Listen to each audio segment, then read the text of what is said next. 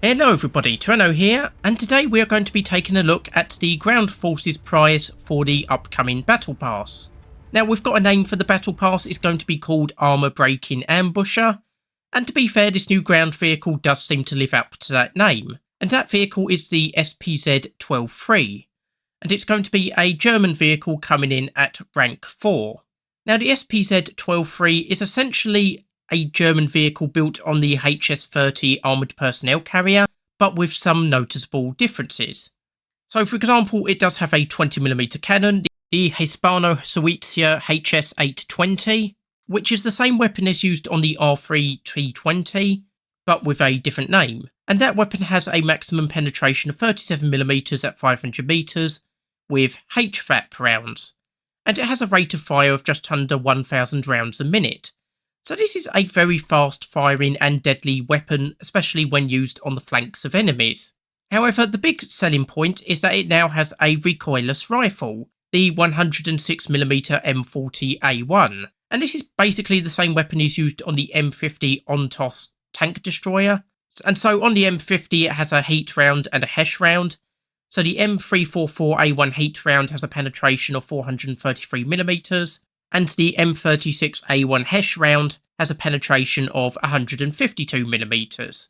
So presumably it'll be getting ammunition with about that penetration, possibly even the same rounds. So that'll make it a very deadly tank destroyer. It'll be very deadly against enemy vehicles, even heavily armoured ones. A slight down point is that it does have a fairly slow reload rate.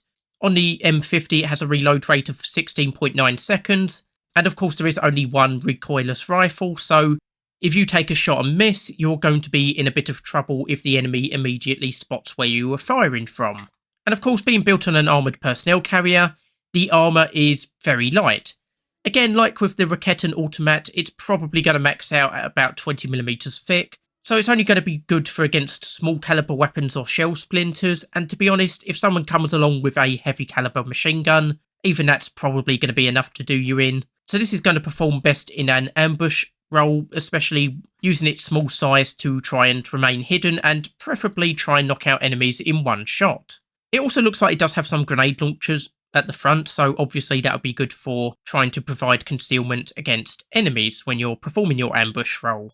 The max speed is 55km an hour or 34.1 miles per hour, which is more or less the same as the Raketen Automat. So it's not the speediest vehicle in the world, but it's not exactly slow either. And it weighs 16 tonnes, and we're told in the dev blog that it has a low ground pressure, which will of course help with mobility on cross-country terrain. And lastly, we're told that it has a crew of 5, which is compared to only 3 with the Raketen Automat. And we're not told exactly where all these crew are going to be.